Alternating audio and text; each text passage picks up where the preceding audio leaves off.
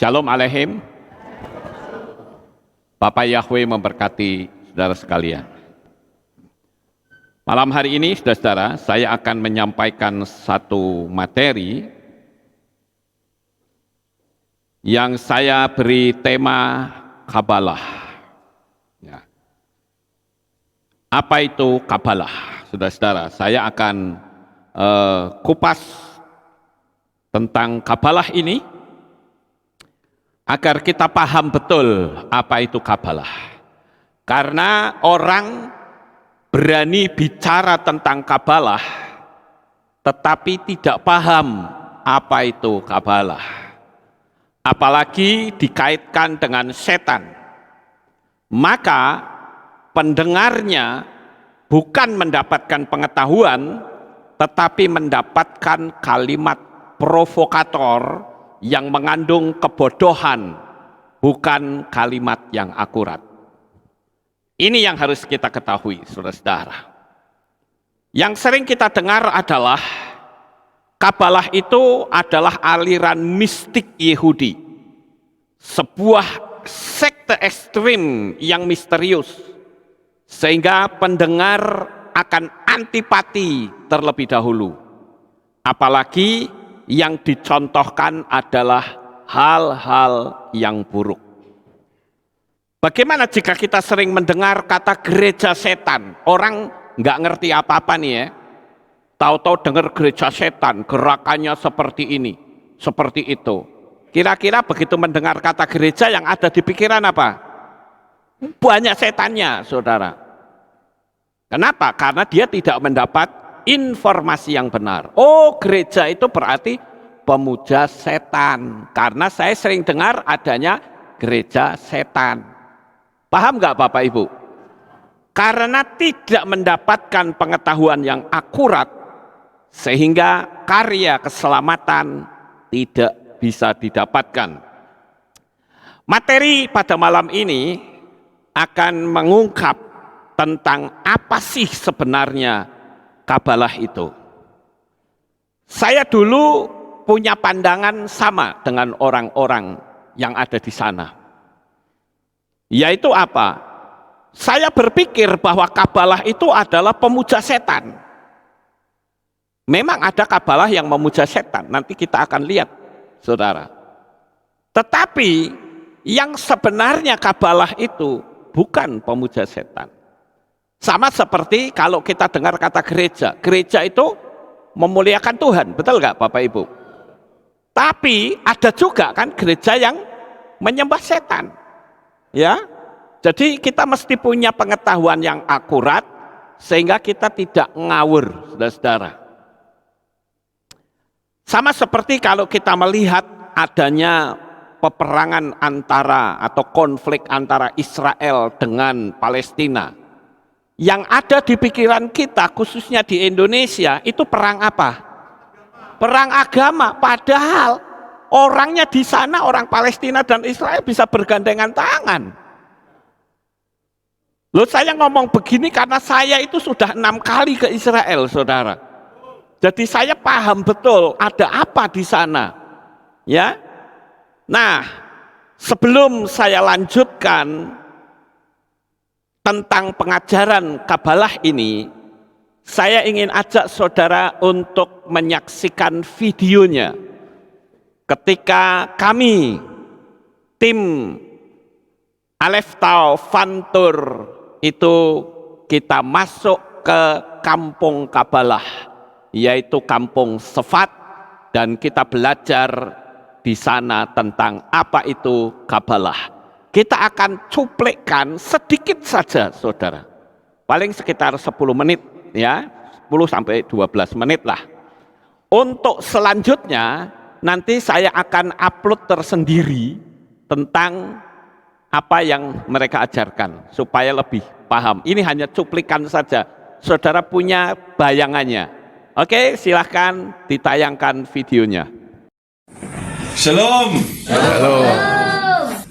Welcome to the Holy Land of Israel.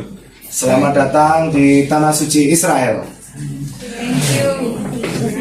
Welcome to the holy city of Tzfat. Selamat datang di kota suci Sfat. Tzfat is one of the 4 holy cities in the Holy Land of Israel. Ya, Sfat itu adalah salah satu dari 4 kota yang dianggap suci di Israel. Together with, of course, Jerusalem, Yang pertama Yerusalem, Hebron, Hebron, and Tiberias. Tiberias. Tzfat is the only place on planet Earth where Jewish people lived continuously without any gaps for the past 2,100 years. 2,100 years. No gap, no break. Continuous. Iya, jadi Sfat ini adalah satu-satunya kota di atas muka bumi ini yang orang-orang Yahudinya dari 2100 tahun yang lalu sampai sekarang tidak pernah putus. Jadi ini ada terus di tempat ini. Tidak pernah hilang pergi, tapi ada dari sejak 2100 tahun yang lalu. So therefore in Tzfat, when we say the terminology tradition, it means something very powerful. A knowledge, a wisdom that was passed on from generation to generation. Jadi kami mengajarkan pengajaran kami itu dari secara turun temurun. And in Tzfat, especially, we understand this matter of tradition in connection to the spiritual legacy and wisdom of the Kabbalah. Ya, di Sfat kami mempelajari tentang sebuah kepercayaan, yaitu Kabbalah. What is the Kabbalah? Apa itu Kabbalah? Kabbalah is part of the Torah that we received in Mount Sinai 3,332 years ago. Jadi apa itu Kabbalah? Kabbalah adalah Torah yang kami terima, ya. Would you repeat again? So We received the Torah we receive, ya. 3,332 Ya. years ago. Jadi Torah yang kami terima di Gunung Sinai itu sejak dari 3.332 tahun yang lalu. There were millions of people there hearing the voice of God, giving the 10 commandments. Iya, ada jutaan orang yang ada di Gunung Sinai itu mendengar apa yang Tuhan katakan di dalam 10 perintah Elohim. The 10 commandments of God that we read about today in the Torah, it's today portion. Ya. The 10 commandments. Jadi 10 perintah Elohim itu tertuang di dalam Torah dan sampai hari ini kita masih tetap melakukannya. The Torah we write on a parchment. Looking like this, the Torah. Ya, Torah ditulis dalam bentuk seperti ini, saudara. And every letter has to be very precise. Setiap huruf itu harus ditulis dengan tepat dan teliti. If one letter is not written exactly like it should be written, maybe there's a line missing, something little missing, all the Torah is not good. You cannot use it. Jadi setiap huruf yang ditulis, umpama nih ada satu huruf yang ditulis tapi umpama kecoret sedikit gitu ya. Hurufnya umpama harusnya huruf A tapi ada coret sedikit begitu, maka itu dia harus buang semua, ganti total. But this is just one page of the Torah out of 200 pages like this. It's a big text, the Torah. Ya, ini hanya salah satu bagian dari banyak bagian halaman-halaman ya dari 200 halaman Torah. Ini hanya satu bagian. Seperti saudara lihat segini banyaknya huruf. It therefore takes 2 years to write the Torah. 2 years to write the Torah. Jadi saudara perlu tahu untuk nulis satu Torah ini, satu kitab Torah itu dibutuhkan waktu sekitar 2 tahun. But this is just the written Torah. Tapi The ini Torah is like a code. These are the words of God, but it's like a code. The oral Torah explains And the oral Torah we pass on from generation to generation, from a father to a son, from a mother to a daughter, from a teacher to a student, orally, to explain what does it say here. Ya, ini adalah Torah yang tertulis. Ya, ini adalah Torah yang tertulis. Tapi ada juga yang disebut dengan oral Torah. Itu isi dari Torah ini yang diajarkan dari papa ke anaknya, mama ke anaknya, terus anak ke cucu ke anaknya lagi, terus sampai turun temurun. Itu oral Torah, pengajaran yang diajarkan secara terus dari generasi ke generasi. Kabbalah is part of the oral Torah, explaining the soul of the Torah, the soul of life. What is the human soul? What is the divine, God? What is it that we don't see, but it is spiritually and it is powerful and it is real to our life? Iya, jadi isi Torah itu adalah bagian dari jiwa manusia. Saudara tahu jiwa manusia itu adalah bagian dari Tuhan, ya. God is very near to each and every human. Ya, Tuhan itu sangat dekat dengan setiap manusia. It's not a religion. Ini bukan agama, kita tidak bicara agama. I don't practice because, oh, my parents were practicing, my grandparents were practicing. It's about me, how I individually connect with the divine. Ya, ini bukan sekadar orang tua saya mempraktekannya, ibu saya mempraktekannya. Bukan, tapi ini bicara tentang pribadi saya sendiri. Jadi sesuatu yang hidup di dalam diri saya dan saya melakukannya, itulah Torah. In the Torah, in Genesis, the first book of the 5 books of Moses, Ya, di dalam Torah, di dalam kitab Kejadian, salah satu dari 5 kitab Mose, we have the 7 Noahide laws to all humanity. All humanity to observe the 7 commandments, the 7 laws of God. ya, di dalam Torah ada 7 hukum yang ditujukan kepada manusia. The first one, Yang pertama, to believe in God and not to worship idols. iya, untuk kita selalu hanya menyembah kepada Tuhan dan jangan membuat berhala. Second commandment Hukum yang kedua, is not to curse God, only to speak positively, respectfully. iya, jangan menyebut nama Tuhan dengan sembarangan. Hanya yang penting. The third commandment, Tiga. not to kill anyone, not to murder, Iya, tahu ya, jangan bunuh siapapun. but also not to self-suicide. The person cannot kill himself. Iya, jadi tapi yang lebih penting jangan bunuh diri. God is giving life. We're not allowed to separate a soul from a body. Tuhan memberikan kita hidup, jadi jangan pisahkan tubuh kita dengan jiwa. And therefore not to kill embryos, so not to kill Ya, fetus. jadi jangan juga bunuh janin yang ada di dalam bayi, embrio. The fourth is not to steal, not to rob, to respect yang people's keempat. property. Ya, yang keempat tentu jangan mencuri, jangan mengingini milik orang lain. The fifth is not to be sexually immoral in the family or outside the family. Husband and wife in a moral way, in a respectful way. Ya, dan yang kedua, coba jangan kepingin sama, artinya berlakulah Video. lebih menjaga nafsu kita gitu. Jangan melakukan artinya memperkosa orang gitu, atau tidur dengan ibu saudara atau keluarga sendiri. Anda harus tahu bahwa seks yang baik itu adalah ikatan suami dan istri. The sixth commandment Hukum yang keenam is not to eat a limb, an organ removed from a living animal. It's prohibited. If one wants to eat meat, perfectly allowed, but to kill the animal first, in the most humanitarian way. Ya, Then jadi you can eat it. jangan makan binatang yang masih hidup. Jadi kalau kepingin makan daging, ya harus dibunuh dulu.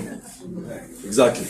Not to be cruel to the animal, to be merciful, Ya, not to hormati. cook it when it's alive, Ya, and also, as an extension, to be merciful to all beings, even to plants, not to destroy. ya. Dan yang lain juga sudah perlu tahu, kita harus menghargai mereka, binatang-binatang itu kita harus hargai. Juga tumbuhan-tumbuhan, saudara, kita juga harus menghargai mereka. The seventh commandment is to establish courts of justice everywhere in the world, in every city, in every town, to lead spiritually, righteously, like the words of God. Iya. Jadi yang ketujuh, hiduplah sesuai dengan kebenaran Tuhan. Tegakkan kebenaran Tuhan di dalam diri kita, dimanapun kita berada. And the most beautiful thing, these commandments we keep all nations of the world, because God commanded this at Mount Sinai. Ya, itulah tujuan Tuhan memberikan hukum itu kepada kita di Gunung Sinai supaya kita hidup dengan baik. The Torah we write with a feather. Ya, saudara, Torah itu ditulis dengan ini, bulu. This is a feather of a cow. Feather apa? I'm joking. Tapi nggak bisa. Ya, tahu ya. Ya. Okay. Bulu sapi. Masa sapi punya bulu? This is not a feather of a cow. Also not of a bat. Ya, ini juga bukan bulunya kelelawar. I don't have feathers. This is a feather from a chicken. Ya, ini bulu ayam. Ya. But sometimes people even use bamboo, you know. Nah, kadang-kadang pakai bambu. So I have here with me my friend Rabbi Avi, Ya, di samping saya ini ada teman saya namanya Rabbi Avi. Rabino Reutemann, who is an expert, a world expert in writing the Torah. And he's Seseorang going to show us how to do it. Rabbi Avi ini adalah seseorang yang ahli dalam menulis Torah, dan dia akan menunjukkan caranya bagaimana menulis Torah. The ink is made out of plants, very special ink, handmade. Ini tintanya dibuat dari tanaman, saudara. It's not made in China. Made in China ya. I knew it. It's interesting. So, because It's all good. Corona. Everybody should be healthy, amen. Amin. Ya, setiap orang sini pasti sehat. Health to the world, amen. And this is not a paper. It's not a Ini paper. bukan kertas ya. The Torah we write on a parchment. This is a skin of an animal, Ini of a kosher kulit binatang animal. dan kosher. Like a deer, like a cow. Ya, lah, It's a seperti process. rusa, seperti sapi, kulit itu.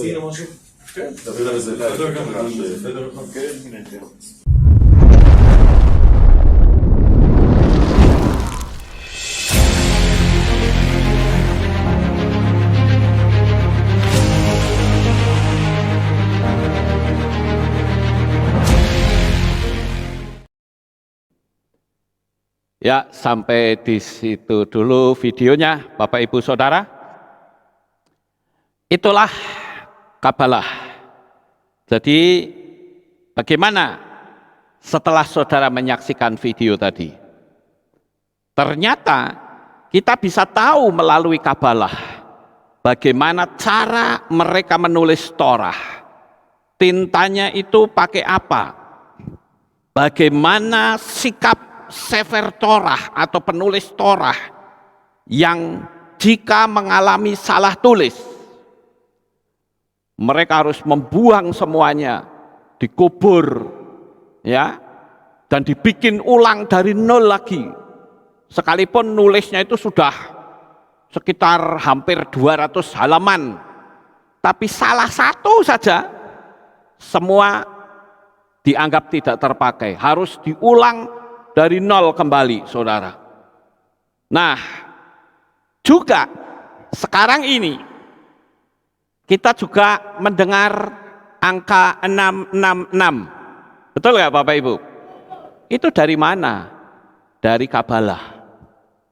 Ya, jadi dengan kondisi sekarang ini justru pengajaran Kabalah ini muncul semua, saudara-saudara. Saya saat itu menanyakan salah satu pertanyaan, ya. Saya tanya kepada si Bapak Rabi tadi, ya. Ini saya tunjukkan ya, bahwa kami memang ke sana itu di samping tur kita juga belajar, ya. Nah, itu waktu tur pertama itu sama Rabi Eyal Reis, ya, Rabi Eyal Reis. Nah, ini bahkan ada nomor handphonenya, kemudian nomor alamat websitenya. Kalau saudara mau tanya-tanya boleh, tanya-tanya saudara. Dan salah satu saya perlu pertanyakan adalah tangan Hamzah. Pernah dengar nggak Hamzah? Mesti nggak dengar saudara. Saya tanya, what is the meaning of hand of Hamzah? Hamzah itu apa? Saudara nggak ngerti kan? Nah, itu dikasih tahu. Ya, orang menganggap Hamzah yang tangan begini ini dari Illuminati, saudara. Ternyata bukan. Yang dari Illuminati tangan yang benar, tapi dikasih mata tengahnya. Udah jadi Illuminati. Ya, tapi itu simbol dari tangan Tuhan. Sekalipun itu tidak ada kaitannya dengan Kabalah. Ya, jadi tangan Hamzah itu ternyata tidak ada kaitannya. Tetapi Kabalah bisa menjawab dengan baik, saudara-saudara. Jadi bagaimana Kabalah bisa dianggap berasal dari setan? Sedangkan di sana tidak boleh makan darah, tidak boleh berbuat jahat. Jadi informasi yang sering disampaikan oleh orang-orang yang anti dengan nama Bapak Yahweh itu sudah membabi buta, saudara-saudara. Maka saya wajib menerangkan seperti ini karena ada juga yang memberi komentar, Pak Lukas itu aliran Kabalah. Kabalah itu anti Hamasya, Kabalah itu adalah 666 katanya. Kabalah itu adalah yang sekarang sedang rame. Saya bilang, you ngerti nggak Kabalah? Ya, kasihan amat. Orang yang mendengar akhirnya mendapat informasi kalimat provokasi yang bodoh sekali. Nah, malam ini saya akan terangkan kepada saudara bahwa Kabalah itu tidak seperti itu. Ini adalah Rabi yang tadi memberikan penerangan. Jadi kami selalu berusaha untuk memberikan yang terbaik, memberikan informasi yang akurat, saudara-saudara. Sama seperti saya ingat dulu waktu saya bicara tentang mesin CERN. Wah, orang itu menghina saya. Mana ada mesin CERN yang gedenya sekian, panjangnya sekian kilometer, dibohongin sama Pak Lukas katanya. Loh, saya itu sudah menginjakkan kaki di markas besarnya mesin CERN di Swiss, tepatnya di kota Jenewa. Ya, jadi kami selalu memberikan yang terbaik. Enggak asal ngomong, asal jeplak. Tidak, saudara. Karena saya juga pingin selamat. Amin. Saya juga enggak mau tersesat. Lah kok bodoh amat. Saya mau tersesat. Dulu sebelum saya memanggil nama Bapak Yahweh saja jemaat sudah banyak. Saya panggil nama Yahweh, malah saya mau sesatkan, ya tidak mungkin. Ya Bapak Ibu. Nah, sekarang saya ingin lanjutkan agar supaya saudara yang mendengar informasi yang membabi buta ini bisa sadar akan kekeliruan telinga kita mendengar yang salah. Nah, ada orang yang mengatakan bahwa Kabalah itu adalah sebuah ajaran mistik. Kalau saudara dengar kata mistik itu, apa yang saudara pikir di sini, saudara? Mistik itu ada yang ngomong misteri, ada yang ngomong oh itu arahnya ke setan, betul nggak? Nah, ini makanya saya katakan mesti kita paham. Saya akan menyebut kata mistik atau mistis itu menurut Kamus Besar Bahasa Indonesia. Apa sih arti dari mistik itu sendiri? Mistik itu artinya mengalami menyatu dengan Tuhan. Itu mistik, saudara. Yang kedua yaitu sesuatu hal yang bersifat gaib yang tidak bisa dijangkau oleh akal. Itu namanya mistik. Dan orang sering mensalah artikan kalau mistik itu selalu menuju ke dunia kegelapan.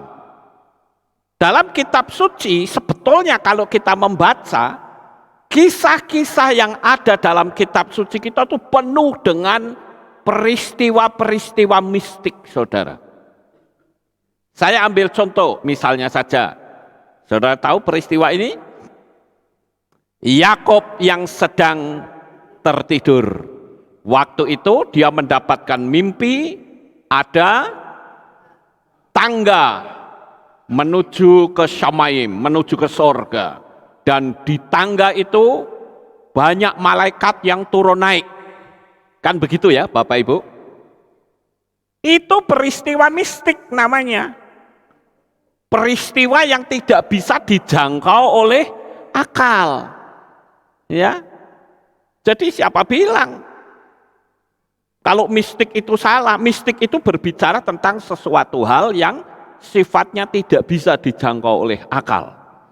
Kemudian yang kedua yaitu Mose melihat semak duri yang terbakar, tetapi semak durinya nggak kebakar. Itu peristiwa mistik, saudara. Peristiwa yang di luar akal. Jadi saya ingin menerangkan ini pelan-pelan. Saya berharap saudara bisa paham sehingga saudara akan mendapatkan informasi yang benar tentang kerohanian yang kita ikuti. Kita bukan mau beragama, tapi kita mau siapa yang menyelamatkan kita dan bagaimana caranya kita bisa menjalani kehidupan ini untuk bisa mempertahankan keselamatan. Ya, Bapak Ibu, itu peristiwa mistik. Kemudian ada lagi peristiwa mistik yang lain yang sempat saya catat, yaitu tentang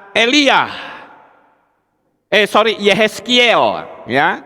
Yehezkiel yang dibawa ke sebuah lembah yang berisi tulang-tulang yang sudah kering. Nah, ini kisah ini saya sangat menarik, saudara ya. Sekarang saya tak berhenti di sini, tak cerita sebentar. Begini saudara, Yehezkiel itu ditaruh di sebuah lembah, isinya kayak begitu tuh. Tulang-tulang belulang yang sudah kering. Lalu Bapak Yahweh itu tanya sama Yehezkiel, "Hei anak manusia, menurut kamu tulang-tulang ini bisa hidup atau tidak?" Wah, itu Bapak Yahweh tanya begitu, saudara. Nah, Yehezkiel ini pinter, saudara. Dia pikir kalau ngomong tidak bisa, kok yang tanya Tuhan. Nanti bisa dimarahi, ya toh. Kalau ngomong bisa, kok aku belum pernah lihat ada tulang yang sudah kering bisa hidup lagi. Lah orang mati kemarin saja sulit hidup, apalagi ini sudah menjadi tulang yang kering. Sesuatu yang mustahil. Nah, ini saya gambarkan bagaimana jikalau saudara hidup dalam kemustahilan yang tidak bisa dipikir pakai logika. Lalu Yehezkiel menjawabnya begini. Ketika Tuhan tanya, "Menurut kamu tulang-tulang ini bisa hidup atau tidak?" Ya, Yehezkiel bilang, "Ya terserah Tuhan saja. Kalau Tuhan mau menghidupkan ya hidup, kalau tidak ya tidak gitu." Pinter juga ya saya pikir Yehezkiel ini, saudara. Ya. Jadi Yehezkiel itu berada di tengah-tengah jawabannya. Lalu begitu Yehezkiel menjawab seperti itu, apakah Bapak Yahweh lalu berkata, tulang-tulang hidup?" Tidak. Ternyata Bapak Yahweh ngomong sama Yehezkiel, "Sekarang anak manusia, bernubuatlah atas tulang-tulang yang sudah kering ini agar mereka hidup kembali." Lalu apa yang Yehezkiel lakukan? Yehezkiel bernubuat supaya tulang-tulang itu bisa hidup kembali. Dan Yeskiel mengangkat tangan dan berkata, hai kekuatan dari keempat penjuru angin, datanglah. Sehingga ada energi kehidupan dari keempat penjuru angin masuk ke dalam tulang-tulang itu, saudara. Sehingga tulang itu tiba-tiba yang tadinya berserakan pada gelinding satu-satu. Yang kepalanya di mana, kakinya di mana, nyatu sendiri, gelinding, saudara. Wah, itu kayak film horor ya. Luar biasa, saudara. Itu tulang-tulang, tengkorak-tengkorak gelinding. Begitu sudah tulang-tulang itu menyatu, tulang-tulang itu muncul urat, muncul darah, muncul daging, sehingga hidup sebagai manusia. Yeskiel kaget, loh, lah inilah tentara Israel. Wow, hebat ya Bapak Ibu. Nah, jadi di sini menjadi sebuah gambaran bahwa kalau saudara menghadapi kemustahilan, jangan panik. Bayangkan peristiwa ini. Yakini saja, engkau harus bernubuat atas segala kemerosotan dalam hidupmu. Kemustahilan itu akan berubah menjadi sesuatu yang mungkin. Impossible menjadi possible. Tapi syaratnya harus menubuatkan. Saudara yang tidak punya duit, apa yang akan saudara lakukan? Biasanya ngamuk, ya. Ngamuk, saudara. Saya nggak dikasih duit, apaan ini? Ya, saya mau minta kepada teman-teman saya, saudara seiman, nggak ada yang ngasih. Ngamuk, saudara-saudara. Lalu dia menuduh percuma nggak ada kasih. Tiba-tiba ada orang yang tidak seiman bilang apa? Ayo, kamu tak kasih duit, butuhmu berapa sih? Oh 100 juta, tak kasih 500. Terus orang itu bilang, aduh, ternyata orang yang tidak beriman saja kok bisa ngasih. Hei, saya kasih tahu saudara, itu sebetulnya perbuatan dari Bapak Yahweh, tetapi dia memakai orang luar. Itu. Tapi syaratnya harus menubuatkan, hei kekuatan kehidupan dari keempat penjuru angin, datanglah. Itu kan peristiwa mistis. Ya toh? Peristiwa mistis itu. Jadi mistis itu adalah sebuah peristiwa yang tidak bisa dijangkau oleh alam pikiran manusia. Kemudian kita lihat bagaimana Elia dibawa ke Syamayim dengan menggunakan kereta berapi. Itu peristiwa mistis bukan? Peristiwa mistis. Ya, jadi saya luruskan dulu istilah mistis, saudara. Ada kata mistis atau mistik itu bicara tentang dunia gaib, dunia alam roh, dunia yang tidak bisa dilihat oleh mata. Itu mistik, saudara. Jadi kalau begitu mistik itu arahnya kemana? Bisa kepada Tuhan, bisa kepada setan. Yang jelas mistik itu adalah sesuatu yang berorientasi di alam gaib, alam yang tidak kelihatan mata. Kemudian peristiwa mistik yang lain yaitu Daniel melihat makhluk surgawi. Ada malaikat yang wajahnya seperti apa? Sapi, ada yang seperti burung raja wali, kan begitu. Ada yang bentuknya itu mata semua, kan begitu ya Bapak Ibu. Jadi itu peristiwa-peristiwa mistik. Bahkan Yesua sendiri saat berdiri bersama dengan Mose dan Elia di gunung mana? Di gunung, kalau nggak salah di Gunung Tabor, ya, di Gunung Tabor. Dia ngajak murid-muridnya kan, ada Yohanes dan Kefa, ya, duduk di situ, kemudian berdoa. Yesua menampakkan diri, ada Elia dan Mose, saudara. Itu kan peristiwa mistis. Jadi kitab suci kita itu, saya katakan ini mbahnya magic, saudara. Dahsyat sekali. ya, mbahnya magic saya nyebutnya begitu, ya. Karena orang-orang Kristen yang tidak pernah berkecimpung dalam dunia alam gaib itu bisa dianggap sesat. Ayo coba sekali waktu, kalau saya bisa ngilang, ayo, apa kata orang? Pak Lukas sesatku bisa ngilang. Padahal Filipus pada waktu membaptis sida-sida dari Ethiopia, dia hilang. Ya. Kemudian Elia dulu pada waktu memberitahu kepada Raja Ahab, lihat itu ada awan hitam sebesar telapak tangan. Sebentar lagi akan hujan, cepat kamu pulang loh. Nanti kalau kamu nggak pulang, kamu kehujanan di jalan. Raja Ahab naik kereta dipacu, saudara. Tiba-tiba Elia mbalapi, wush, kayak film Flash, saudara. Iya, itu kan peristiwa mistis, betul nggak? Dalam dunia magic namanya apa? Ajian saipi angin. Ya, itu dalam kitab suci kita itu banyak peristiwa-peristiwa yang mistis, ya. Jadi kalau ada hal-hal yang tidak paham, tanya. Ya, jangan saya nerangin ini, saya nerangin kabalah nih. Nanti orang nggak paham, tanyanya sama pendeta A, pendeta B, pendeta C, bilang, bener kan aku ngomong apa? Pak Lukas sesat. Oh iya, sobek saja aktenya, saudara, ya. Karena apa? Karena tanya sama orang yang nggak paham. Lawang saya yang khotbah ya tanyanya sama saya. Jangan tanya sama orang lain, ya. Sama seperti saudara masakannya enak, tanya sama saya, Pak Lukas, itu kok masakannya enak yo? Itu caranya masak bagaimana? Saya bisa menerangkan dan Anda tersesat. Betul nggak? Pakai bawang, pakai merica, pakai itu gampang, bulek we. Hasilnya apa?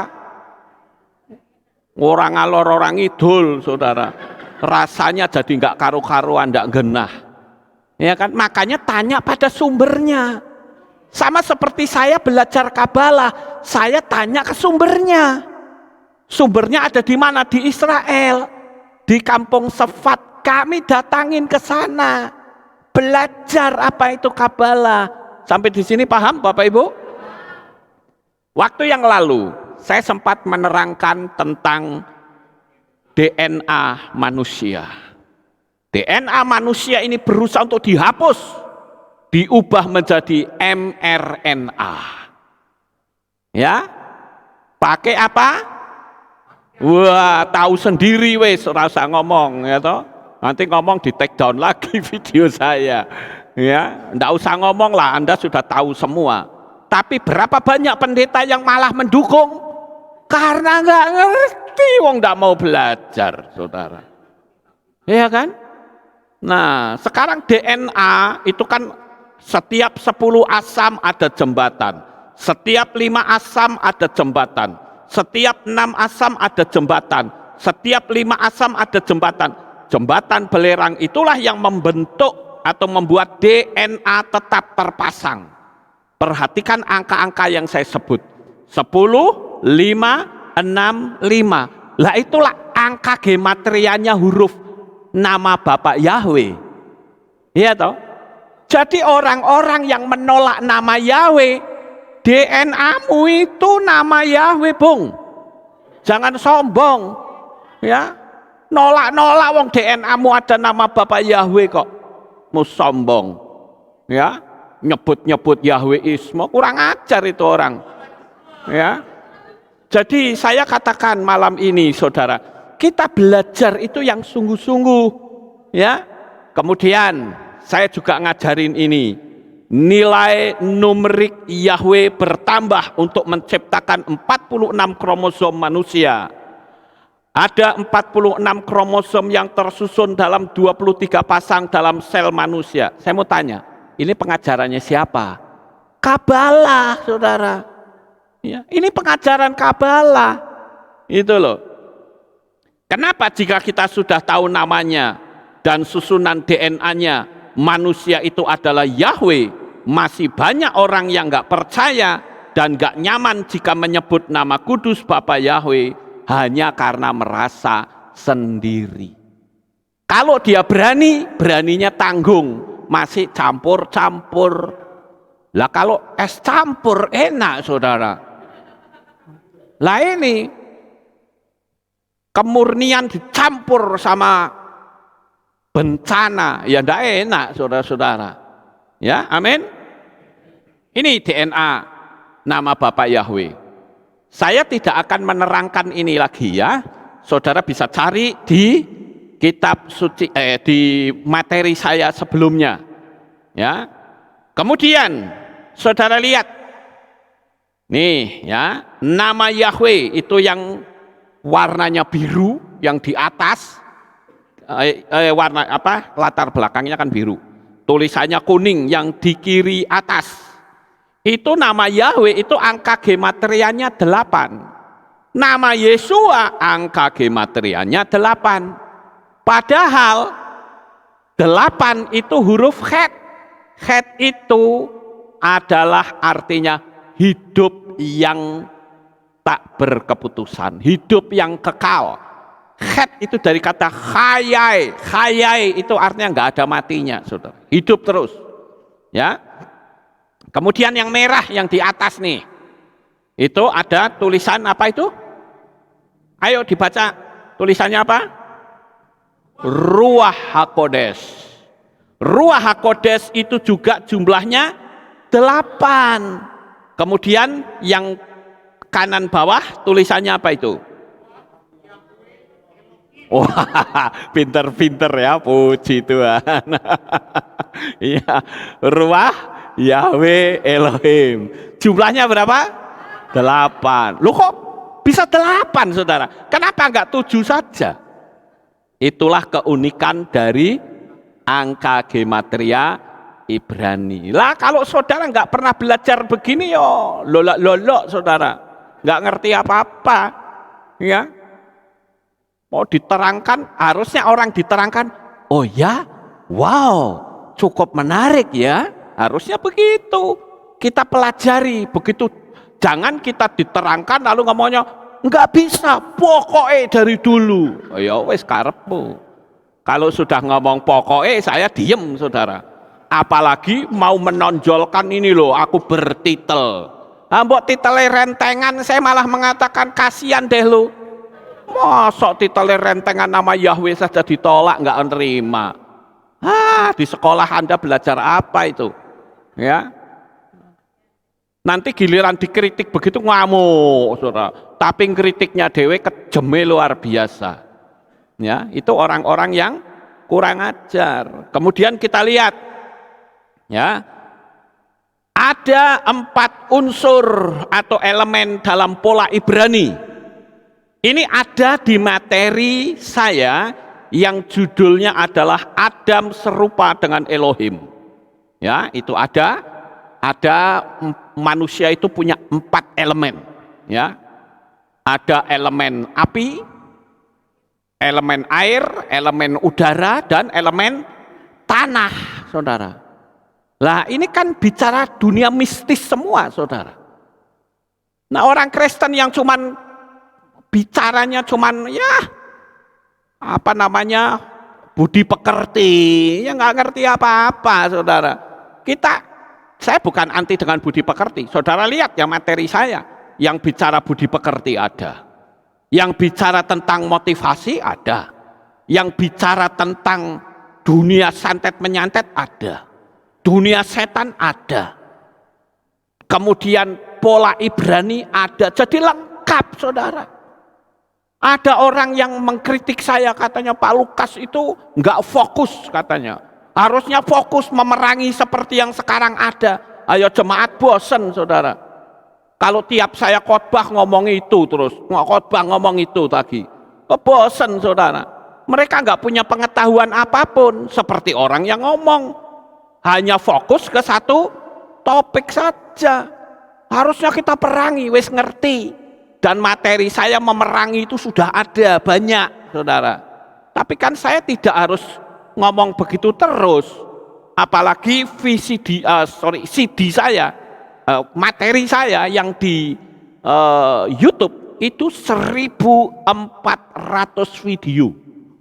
Mosok saya 1.400 video ngomong kuwi wae. Ayo jemaat bubar saudara, nggak ngerti apa-apa pengetahuannya.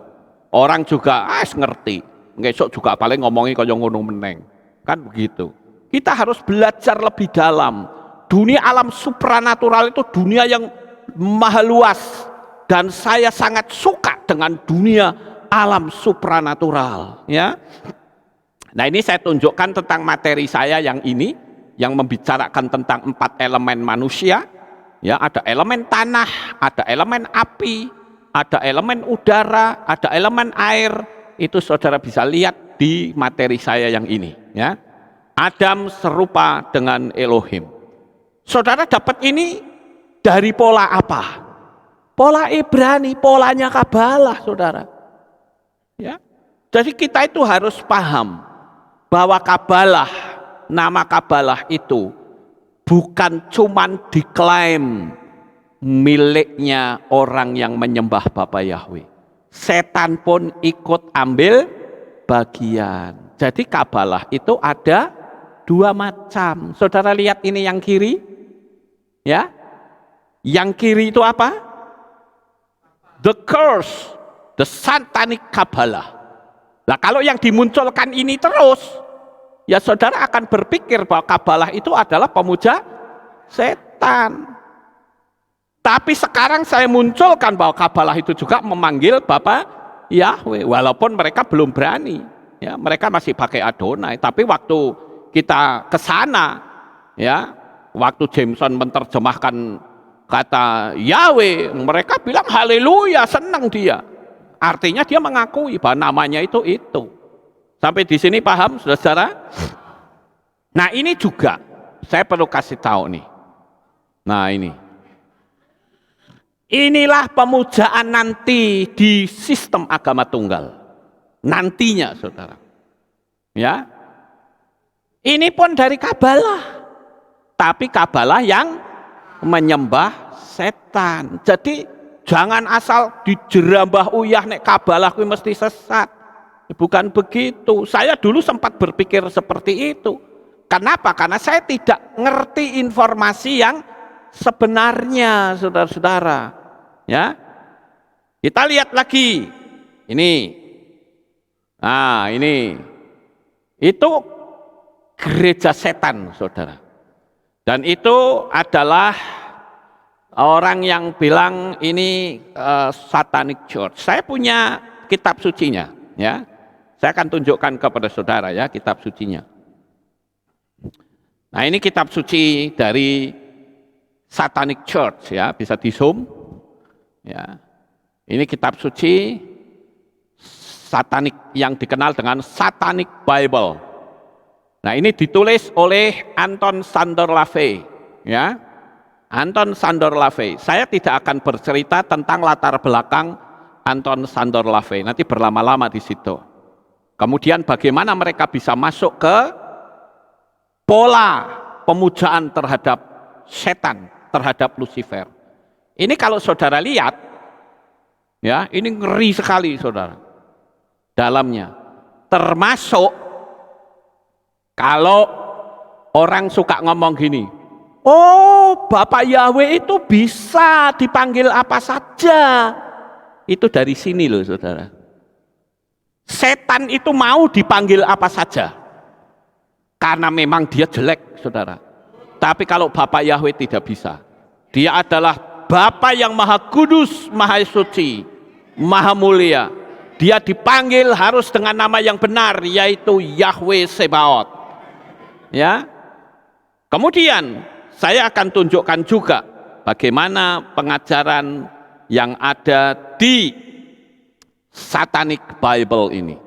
Ini belakangnya ada gambarnya Anton Szandor LaVey.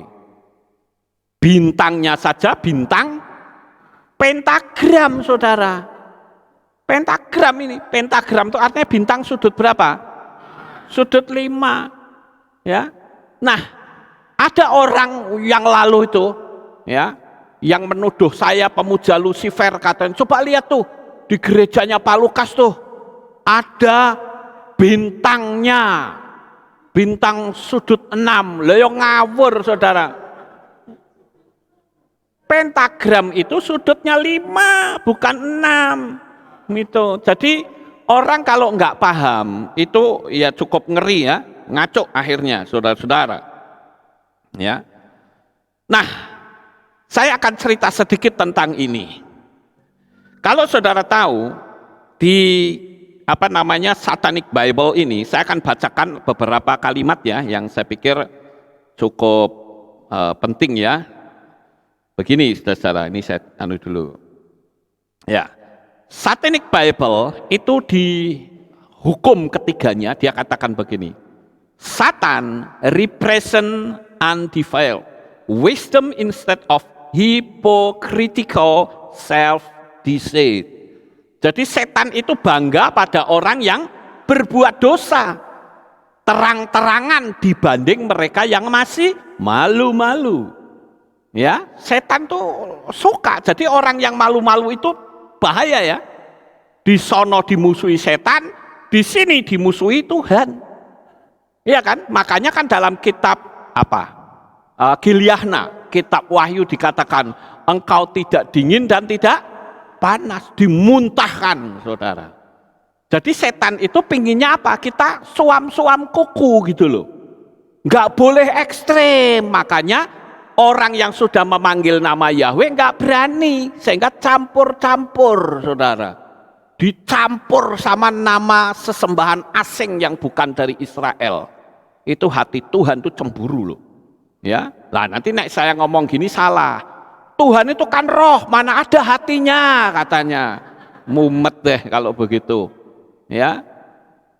Jadi nggak paham. Kemudian di poin yang ke-6 dikatakan Satan represent responsibility to the responsible instead of the concern for physical vampires.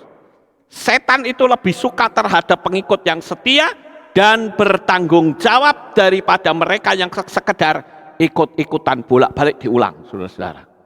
Jadi saya mau tahu, saudara yang sudah panggil Bapak Yahweh, saudara masih ngintip-ngintip, malu-malu, saudara bisa ikut ini. Ya, karena ini yang paling tidak suka dengan orang yang suka ngintip-ngintip. Ya. Jadi saya pun berani ngomong tentang Satan, kan saya punya kitab sucinya. Paham nggak Bapak Ibu?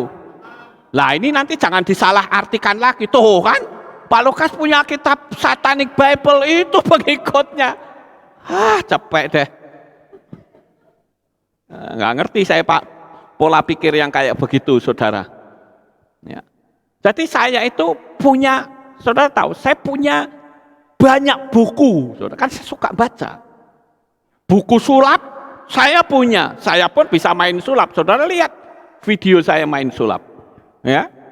Saya pun mempelajari Satanic Bible supaya saya tahu. Gitu loh. Oh ini nih gerakan setan itu seperti ini. Begitu. Sampai di sini paham Bapak Ibu? Oke, sekarang saya akan lanjut bicara tentang Kabalah ya. Tadi sedikit terpotong ya. Nah, begini saudara. Kabalah itu berawal dari keinginan untuk mendapatkan pengalaman seperti Nabi Yehezkiel. Di kalangan orang Yahudi yang ngeroh itu mengenal mistisisme yang bernama Merkava. Ya, nah ini saudara juga mesti ngerti. Ada pengajaran yang namanya Merkava. Nah, Bapak Ibu yang terkasih, Merkava itu dalam bahasa Ibrani itu artinya kendaraan Tuhan. Dan nama Merkava itu digunakan dalam tank tempur buatan Israel. Ya, ini saya habiskan dulu deh. Ini gambarnya. Bentar, ini kok enggak jalan. Nah, ini. Ini ya. Gambarnya, saudara lihat itu ada gambar apa? Gambar apa? Segitiga mata satu. Ya, ini sekedar saudara tahu aja ya. Kemudian ada juga salib yang terbalik. Oke, saya lanjut ya, saya ulang sedikit ya. berawal dari keinginan mendapatkan pengalaman seperti Nabi Yehezkiel di kalangan orang Yahudi yang ngeroh, artinya orang Yahudi yang senang dunia alam supranatural. Seperti saya itu suka dunia supranatural. Ya, nah, mengenal sebuah mistisisme yang bernama Merkava. Merkava itu dalam bahasa Ibrani artinya kendaraan Tuhan. Nama Merkava digunakan dalam tank tempur buatan Israel. Kelompok Merkava itu percaya bahwa kalau manusia bisa hidup suci, maka dia bisa merasakan pengalaman yang pernah dialami Nabi Yehezkiel. Ini kan arahnya bagus, betul nggak saudara? Digiring untuk orang hidup suci. Salah atau benar? Benar. Makanya pemahaman ini saudara mesti ngerti, sehingga saudara tidak membabi buta mengatakan bahwa kabalah itu sesat, kabalah itu setan. Memang ada yang nyembah setan, benar. Tapi sekali lagi saya perlu kasih tahu bahwa kabalah itu berbeda dengan kabal family. Opo kuwi. Tapi kalau kabal family saya tidak akan ceritakan. Kalau saya cerita, saya pastikan video saya di take down lagi, saudara. Ya, ini cukup mengerikan karena di situ ada ritual minum darah. Ya, dan itu pernah dilakukan oleh seorang kepala negara. Saya nggak perlu sebut namanya. Yang jelas di situ ritual-ritualnya sangat mengerikan sekali. Saya tidak mau cerita tentang kabal family. Yang saya ceritakan adalah kabalah. Jadi kabalah dan kabal family sama atau tidak? Tidak. Jadi kalau nanti ada orang yang cerita, itu kabalah itu minum darah. Itu benar atau salah? Salah. Orang tadi videonya saja, Pak Rabi tadi kan bilang apa? Enggak boleh makan darah. Iya toh, terbalik semua dengan pengajaran kabalah. Ya, jadi saudara mesti ngerti. Lalu dari Merkava tadi, saudara, muncullah kelompok kabalah Yahudi, yaitu kelompok dari dimensi spiritual yang disebut jiwa dari Yudaisme, jiwa dari Torah yang dikenal sebagai kabalah. Sekali lagi saya katakan, kabalah itu beda dengan kabal family. Ya, sekali lagi saya terangkan ini supaya Anda tidak menuduh membabi buta. Kabalah itu berbeda dengan kabal family. Kabalah adalah hikmat ilahi. Hikmat yang mempelajari tentang Tuhan Sang Pencipta. Bagaimana Tuhan menciptakan dunia ini. Itu dipromosikan atau ditayangkan atau diucapkan oleh Rabbi Avi Rothman, Direktur Latino Center di Sefat, tempat kami belajar dulu ya. Terutama yang dipelajari adalah mengapa kelompok kabalah ingin tahu mengapa kok Tuhan menciptakan alam semesta itu, bagaimana mekanismenya. Itu yang dipelajari oleh kabalah, saudara. Jadi kabalah itu mengajarkan semua hal yang mempunyai makna. Ada tujuan dalam semua hal sehingga tidak acak-acakan. Saudara tahu kitabnya kabalah itu ada yang namanya kitab Zohar, itu kitabnya kabalah. Kemudian ada lagi kitab Yetzirah, Sefer Yetzirah, itu adalah kitabnya kabalah, saudara. Dan itu menyangkut banyak hal, seperti katakanlah kitab Zohar. Di sana diceritakan bahwa waktu Adam dijadikan, itu posisi kelaminnya itu tanpa kulit katan. Tapi begitu dosa menguasai, maka kulit katan Adam itu muncul. Itu sebabnya kenapa Bapak Yahweh menghendaki supaya keturunan Bapak Abraham harus disunat. Karena dengan disunat manusia akan dikembalikan kepada posisi semula seperti saat manusia belum jatuh dalam dosa. Nah, pengetahuan yang mengatakan sebelum dunia itu ada suatu ledakan yang besar yang dikenal dengan Big Bang. Kabalah menyatakan ada sesuatu sebelum dunia diciptakan. Tetapi itu bukan sesuatu, bukan benda, bukan partikel, bukan gas, tetapi sesosok pribadi. Pribadi yang disebut itu siapa kira-kira? Tidak lain adalah Bapak Yahweh. Sosok pribadi itu mempunyai rencana, mempunyai kerinduan, mempunyai keinginan, yaitu apa? Ingin mencintai. Ia juga mau banyak hal dari orang yang dicintai, disayangi, untuk memberikan belas kasih, membagi kasih satu dengan yang lain. Sama seperti ketika saudara kawin dapat suami atau dapat istri. Saudara kawin itu pengennya apa? Pengen hidup bahagia atau egois-egoisan? Pengen hidup bahagia, ingin berbagi kasih kepada orang yang dicintai. Kalau saudara sebagai suami ingin memberikan kasih kepada istri, yang istri ingin memberi kasih kepada suami. Nah, itu sama seperti Bapak Yahweh dengan manusia, saudara-saudara. Kabalah itu mengajari kami bahwa ada Sang Pencipta. Sekarang pertanyaannya, sampai di sini di mana sesatnya? Enggak ada, saudara. Makanya nanti selesai saya upload ini, video ini, saya akan upload pengajaran tadi yang lengkapnya, ya, saya upload. Kabalah itu mengajarkan Anda bagaimana membangun hubungan dengan Sang Pencipta.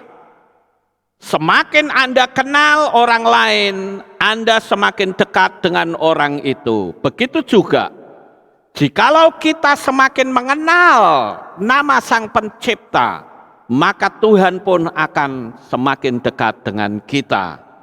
Kabalah itu mengajarkan bagaimana mengenal Tuhan yang sebenarnya, sehingga Anda bisa dekat dengan Tuhan.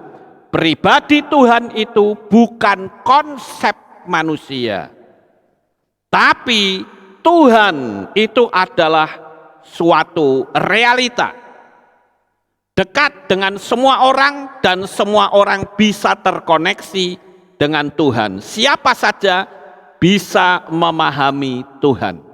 Itulah pengajaran Kabalah. Jadi Kabalah itu mendorong orang untuk mencari makna dan tujuan hidup dan menemukan Tuhan. Jadi menurut Kabalah, Tuhan itu adalah omnipresent, dia maha hadir. Dia tidak hanya ada di sinagog, dia tidak hanya ada di Kehilat, tetapi dimanapun saudara berada, di situ ada Tuhan. Itu pengajaran Kabalah, Bapak Ibu. Di dalam pekerjaan, dalam keluarga.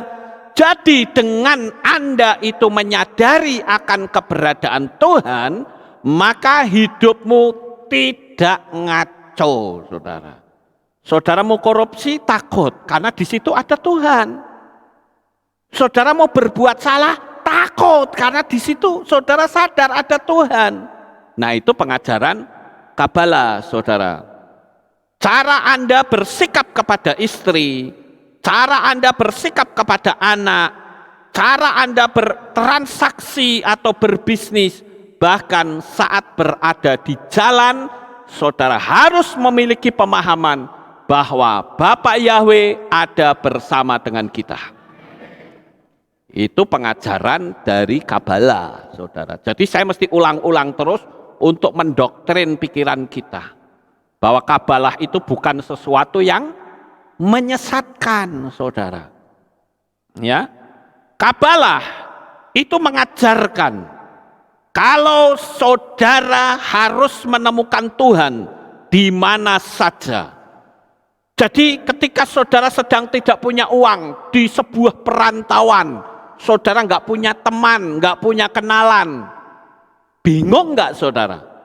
Kalau dia ngerti tentang pengajaran Kabalah, dia tidak akan bingung. Teman boleh tidak ada, ya, orang tua boleh tidak ada, tapi di sini ada Bapak Yahweh. Hebat bukan, saudara? Nah, orang tidak tahu di sini, saudara.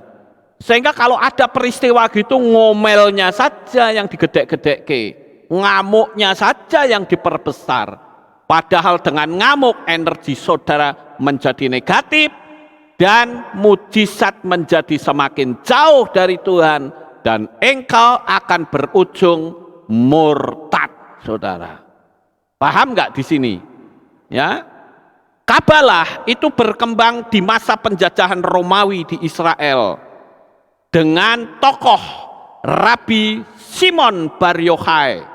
Dia mendapatkan pewahyuan saat berada di gua di Sefat selama 13 tahun saat Simon Bar Yochai itu dikejar-kejar tentara Roma untuk dibunuh, dan Simon Bar Yochai ini mendapatkan banyak sekali pengalaman pribadi bersama dengan Bapak Yahweh.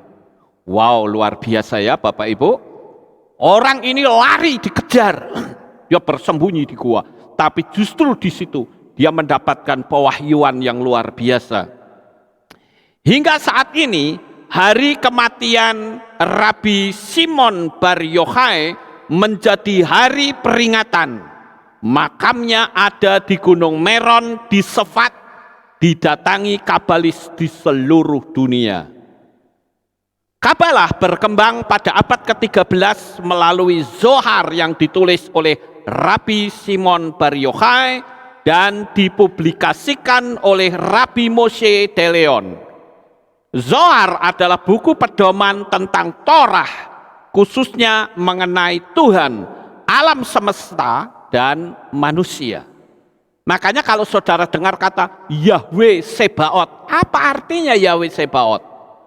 Artinya adalah Yahweh semesta alam, di mana Bapak Yahweh itu menciptakan hukum sistemiknya yang selama ini kita ikuti bersama, yang kita kenal dengan hukum the law of attraction. Sampai di sini paham saudara? Ya.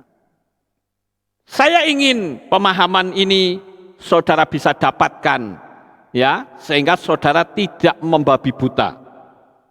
Tuhan menurut Zohar adalah Ein Sof, atau sesuatu yang agung dan tak terselami oleh pikiran. Dan Tuhan itu bisa dipahami melalui 10 atribut ilahi. Saudara kenal yang namanya Sefirot. Ya, saya pernah mengajarkan kepada saudara tentang Sefirot, ya. Saudara bisa lihat, kenapa sampai ada orang bilang ada cakra jantung, ada cakra ini, cakra itu kan berasal dari Kabalah, saudara. Sampai saya mengatakan dengan tanggal lahir saya bisa ngerti begini, begini, begini. Itu kan dari Kabalah. Tapi sekali lagi saya berharap saudara tidak bertanya tentang ilmu ini, karena saya sudah janji saya tidak akan pernah menceritakan kepada siapapun. Selesai sudah, ya. Karena ini bisa nanti disalahgunakan, karena ilmu itu tajam sekali, saudara. Ya. Buku lain tentang Kabalah adalah Sefer Yetzirah atau buku penciptaan.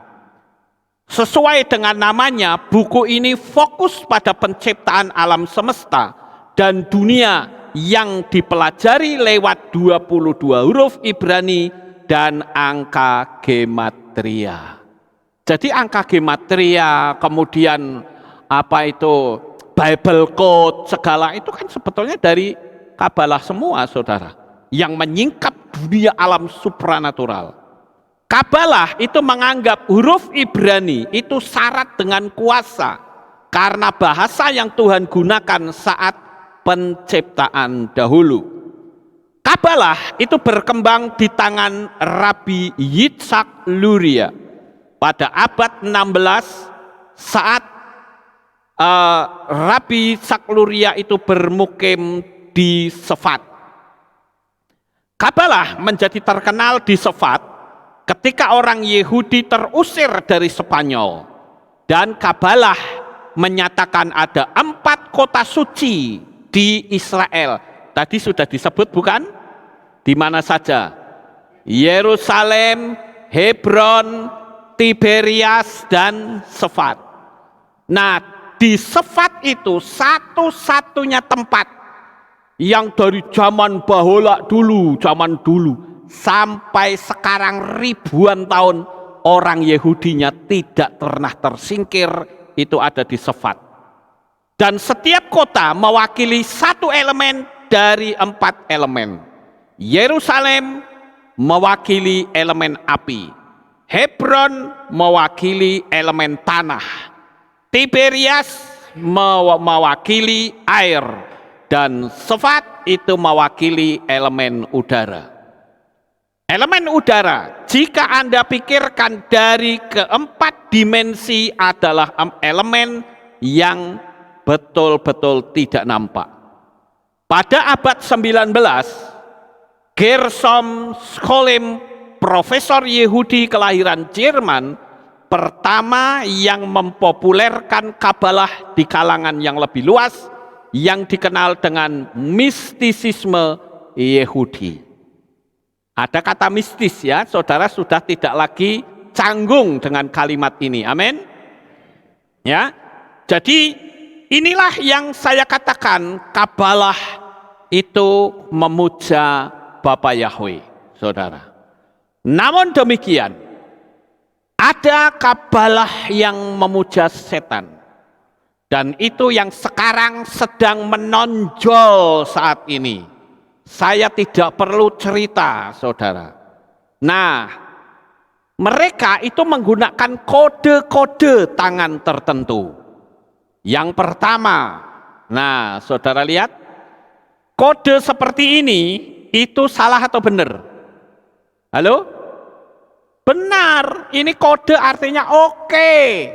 Ya, nih saudara lihat nih, ya di Google nih, hand simbol oke, itu munculnya begini semua, saudara. Ya, namun Kabalah kalau seperti ini bukan simbolnya Kabalah 666 ya. Sekarang nyebutnya 666 aja deh. Ya, kalau seperti ini itu bukan simbol 666. Tapi kalau sudah tangannya ini ditempelkan di mata, nah itu baru 666, saudara. Paham nggak? Nah ini dia. Paham? Jadi kita tidak boleh membabi buta. Kalau tangan seperti ini itu berarti 666. No, tidak. Ini artinya oke. Saudara setuju sama saya? Oke. Ya. Tapi kalau sudah diginikan, nah itu lain ceritanya, saudara. Ya. Ya, amin Bapak Ibu. Ya, ini coba lihat nih. Nah, ini kan sama kan? Mesti ke mata, saudara. Ada pendeta yang seperti ini. Ada, nggak perlu ngomong, nanti salah kalau saya ngomong. Iya, iya. Tapi terkenal itu fotonya di mana-mana, saudara. Begini. Ya. Saya begini nih nyontoni tok loh, saudara. Jadi saya nyontoni tok, gitu. Bukan sungguhan, gitu. Saya nggak mau seperti itu. Ini hanya nyontoh saja. Kemudian kita juga lihat adanya tangan. Ini yang namanya Birkat Kohanim. Yang ini, yang bawah ini. Ini huruf aslinya itu membentuk huruf Shin. Tangan begini, ini bentuk huruf Shin. Artinya melindungi. Jadi kalau saudara mengamati saya doa Birkat Kohanim, tangan saya mesti begini. Ini artinya saya membentuk huruf Shin, doa saya melindungi seluruh jemaat. Tetapi sekaligus Kalau kalimat saya itu mengandung kekuatan kutuk, maka huruf sin ini bisa memiliki arti menghancurkan. Sampai di sini paham Bapak Ibu? Nah, birkat Kohanim itu seperti ini. Ya, saya contohkan deh sebentar ya supaya saudara itu paham. Ini birkat Kohanim kan saya kalau berdoa kan begini, ya kan? Ini baru birkat Kohanim yang asli, saudara. Kalau yang palsu ini ditempelin ke sini. Nah, paham nggak ini? Jadi bentuk apa ini? Nah, gitu loh, saudara. Ya. Jadi jangan sampai kan ada orang tuh yang nggak suka sama saya. Oh, Pak Lukas itu pemuja setan. Tangannya begini katanya. Terus ditunjukin lagi gambar-gambar, yaitu tentang mereka, saudara. Ini sama kan dengan tangannya Pak Lukas? Ya karena Anda tidak bisa membedakan antara asli dan palsu. Makanya kita mesti bisa membedakan ini asli, ini palsu. Paham saudara? Ini loh, ini kan bentuk segitiga kayak gini. Paham nggak? Jadi sekalipun tangan saya begini, nek ditempel ke sini salah. Ngerti nggak? Ya. Jadi kita ini harus ngerti, harus paham. Ya. Shin itu artinya melindungi. Saya ambil contoh rabi-rabi Yahudi. Coba lihat tangan mereka. Mereka berjauhan, tidak membentuk segitiga, saudara-saudara. Tapi ada nggak kira-kira rabi yang segitiga? Ada. Makanya bisa jadi mereka dari kelompoknya itu. Bisa jadi, makanya kita mesti ngerti bahwa yang namanya palsu dan asli itu selalu ada. Itu yang disebut dengan hukum polarisasi. Ada malam, ada siang. Ada sakit, ada sehat. Ada apalagi? Ada hitam, ada putih. Ya, ada kaya, ada miskin, itu hukum polarisasi. Begitu juga birkat Kohanim, itu ada yang asli, ada yang palsu. Nah, sekarang saya tunjukkan tuh, lihat tuh, ya kan? Nih. Paham nggak saudara? Saya berharap saudara bisa paham, ya. Jadi nggak ngawur asal ngomong salah lagi. Wes ngomong banter salah sisan, nuduh-nuduh orang semaunya sendiri. Kasian deh. Emangnya dengan mereka nuduh-nuduh saya jadi ketakutan? Oh tidak, makin gila itu iya. Ya, itu prinsip saya, saudara. Ya. Kemudian ada lagi yang seperti ini. Nah, begini. Ada gitu itu. Pernah nggak saudara lihat yang nyanyi begini? Apa itu? Metal gini. Ya. Ini simbolnya siapa? Itu jelas ini loh. Ini tulisannya apa? Satan power. Ya. Jadi ini yang saya katakan bahwa ada asli, ada palsu. Ya makanya kita perlu belajar sehingga kita tidak keblusuk. Ya. Kemudian kita lihat yang berikutnya. Ini kan Baphomet ini, saudara. Ya, ini telinganya, ini mulutnya, mukanya, gitu loh. Kemudian kita lanjut. Nah ini sepatu. Ini sepatu merek apa nih? Nike, saudara. Ini yang asli sama yang palsu sama persis, cuman yang asli ada tulisannya di bawah. Ayo saudara yang punya sepatu Nike, coba dicek sepatu saudara. Kalau sepatu saudara nggak ada tulisannya, berarti palsu, ya. Sekarang ini, ya minyak wangi, idole apa idole bacanya ini nggak ngerti saya. Ya, ini yang palsu dan ini yang asli. Yang palsu ada tulisannya, tapi yang asli malah nggak ada tulisannya. Gitu loh. Ayo bingung kan? Itu sebabnya jadilah orang yang pinter sehingga ngerti gitu.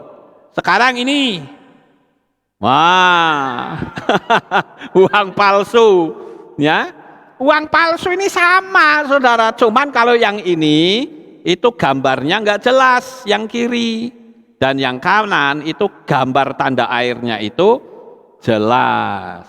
Amin, Bapak Ibu. Kemudian kita lihat, wah ini polisi palsu, saudara. Polisi palsu, ngapain sih kok polisi jadi palsu segala? Ya karena pengen gait cewek, saudara. Supaya cewek itu tertarik, oh aku pengen jadi istri polisi. Tapi palsu, saudara.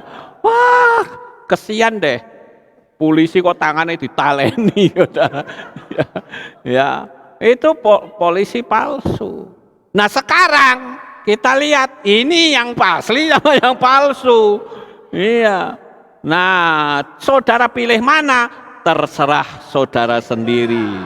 Kalau saya pilih Yeshua HaMashiach, juru selamat yang ajaib. Haleluya. Sukses besar untuk saudara. Bapak Yahweh memberkati. Haleluya. Kita tunduk kepala, kita akan berdoa. Kami mengucapkan terima kasih dan syukur kepadamu ya Bapa. Malam hari ini kami telah belajar tentang apa itu Kabalah. Sehingga kami tidak mensalah tafsirkan tentang Kabalah. Sekalipun kami tahu Kabalah itu ada yang memuja setan. Tetapi Kabalah yang asli adalah yang memuja kepada Bapa Yahweh, Tuhan semesta alam. Terima kasih Bapa, kami menyerahkan semua ini di dalam tangan kuasa-Mu. Inilah doa syukur yang kami naikkan.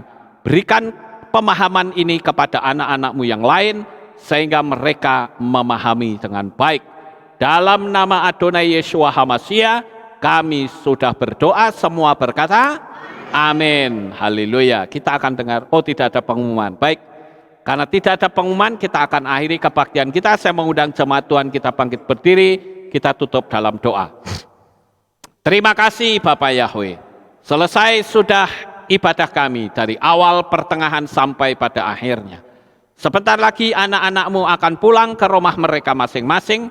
Jaga, lindungi, peliharakan mereka sampai di rumah dengan selamat. Pertemukan kembali pada jam-jam ibadah mendatang di dalam ikatan tali kasih-Mu. Terima kasih ya Tuhan, inilah doa syukur yang kami naikkan. Di dalam nama Adonai Yeshua HaMashiach, kami sudah berdoa. Mari kita angkat tangan kita, dan kita akan menerima birkat Kohanim. Haleluya. Yevarechecha Yahweh wa yishmerecha.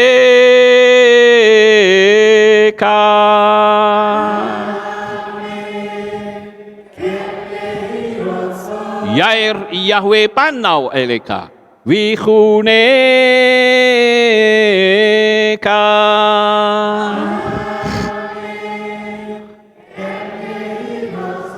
Yesa Yahweh panau eleka wa yashem lecha shalom.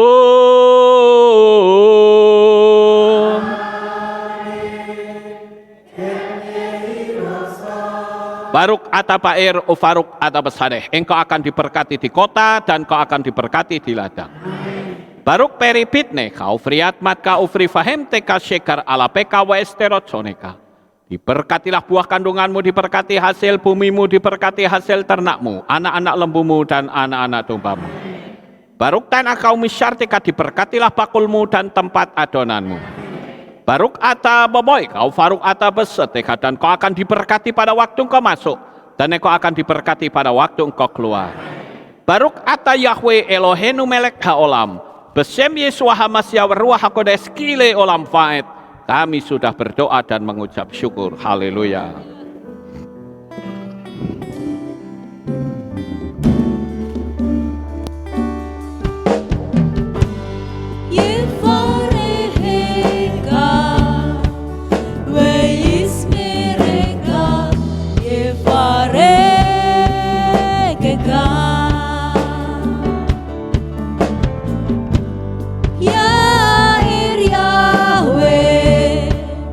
Panau eleka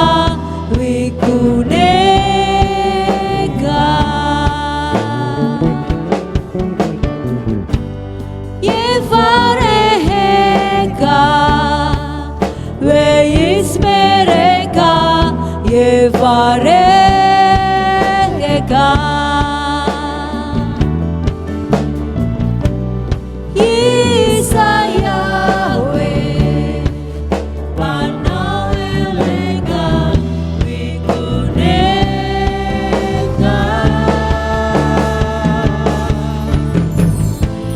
Weasembleka Shalom Shalom Weasembleka Shalom Shalom Yevareheka Weismereka Yevareheka. Amin. Selamat pulang, Bapak Yahweh memberkati.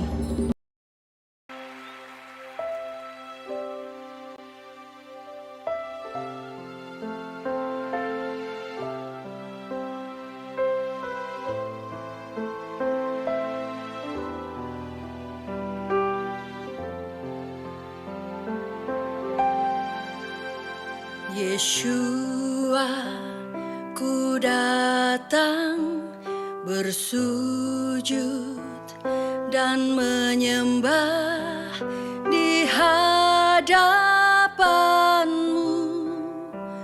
Ku berserah penuh.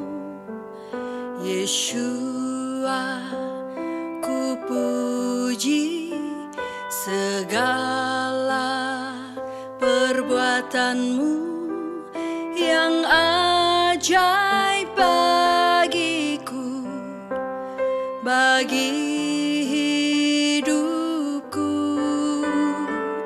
Nama-Mu Yeshua yang telah selamatkanku.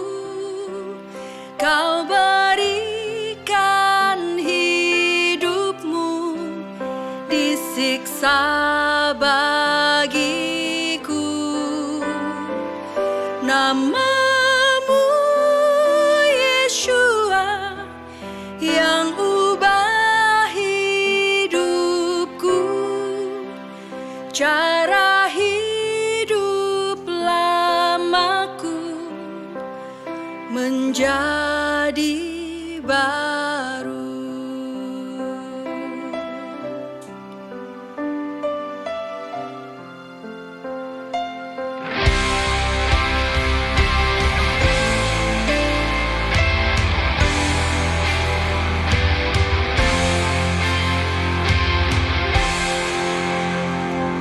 Yeshua, ku datang bersujud dan menyembah di hadapan-Mu. Ku berserah penuh.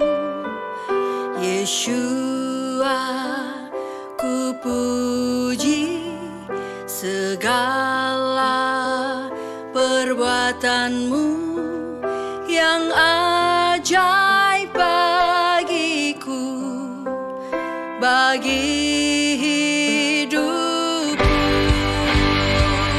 Nama-Mu Yeshua yang telah selamatkanku.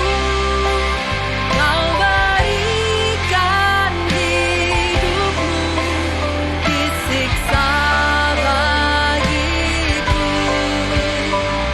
Nama-Mu Yeshua yang ubah hidupku, cara hidup lamaku menjadi baru.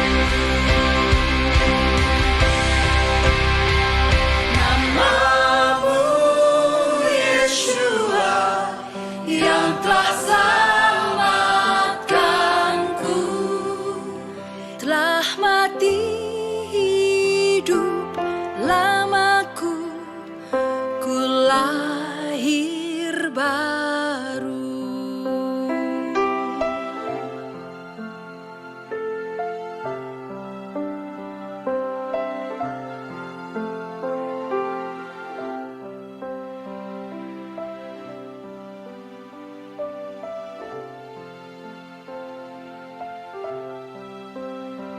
ribuan tahun yang lalu. Nama itu ada. Sebelum dunia dijadikan, nama itu sudah ada. Namun, nama itu seolah tenggelam. Namun dia tidak pernah tenggelam. Ehyeh, Asher Ehyeh. Aku ada yang aku ada. Dia ada untuk memberikan keselamatan. Dia ada untuk membawa kita kehidupan. Dia ada dari kekal sampai kekal. Dia Elohim Abraham, Yitzhak dan Yakov. Dia Elohim Israel. Dia juga Elohim atas Indonesia. Dia Elohim yang memulihkan Israel. Dia Elohim yang memulihkan Indonesia. Diberkatilah Israel. Diberkatilah Indonesia. Di dalam kitab Yesaya pasal 43 ayat yang ke-11, di dalam bahasa Ibrani dikatakan, Anoki, Anoki, Yahweh, wa'ain mibal adai Mosia. Akulah Yahweh, dan tidak ada juru selamat selain aku. Namanya adalah jaminan keselamatan. Namanya yang membebaskan kita. Namanya yang membuat kita menjadi selamat. Namanya Yahweh, Elohim keselamatan kita. Haleluya.